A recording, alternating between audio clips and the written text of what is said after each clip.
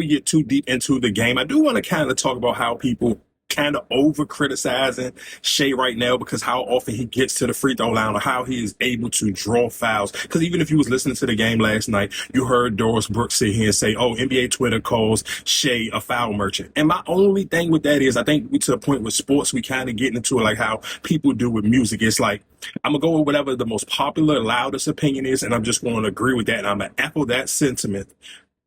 Oh, that's the only thing I can like. Like, you can't like what you actually like. Like the players that you like the style of basketball you like. Because I'm old enough, and that's why I lead the grades in. I grew up, people didn't care about Mark Price. Like, Mark Price could shoot the rock. He could hit those crazy threes. So could Rex Chapman. So could Tim Legner. Nobody was like, oh, Tim Legner is the greatest player of all time because he can shoot threes. So I don't think realistically, I think we kind of putting extra sauce on things that you may like and not sitting here allowing basketball to still be at its purest form. Because I don't think what Shai doing is messing the game up. He get into his spot. You can't check him. People is hacking him. Of course, sometimes he oversell it a little bit. Cool. So what? If that's the case, learn how to play more aggressive defense. And when we talk about defense, let's talk about Alex Caruso putting the clamps on Anthony Edwards. I love Ant-Man just as much as everybody else love Ant-Man.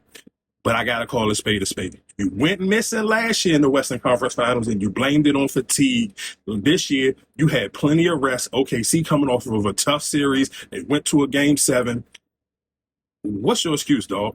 I say, and this is what I'm saying here saying, we talking about styles and you can't allow just sports media or whoever to dictate what you like. Bro, I love Alex Caruso. People, if you was a Lakers fan, especially when they was in the bubble, you know how important Alex Caruso is. And I think players like that go under-talked about, undervalued, because you sit here and talk about, it's 2 different players who played on that championship bubble team with the Lakers who will be strong core parts on why teams win a championship. First, it was KCP with the Nuggets, and that was about to be Alex Caruso with OKC, and that's my whole point of sometimes because we live in a world where you can see the highlights. There's too much highlights on social media. I kind of wish that the NBA and all sports pages kind of stop posting them. You want to talk about ratings, you can get people to watch the games again, stop posting the highlights on social media, but you miss out on certain players, and we can kind of get into that with the Chet and me, my beef with Wemby. Yeah, Wemby put up cool video game numbers, but Wemby hasn't even carried a team to the play-in yet. And don't say they both came in 2 years. They both went to lottery teams because they both were top 2 picks.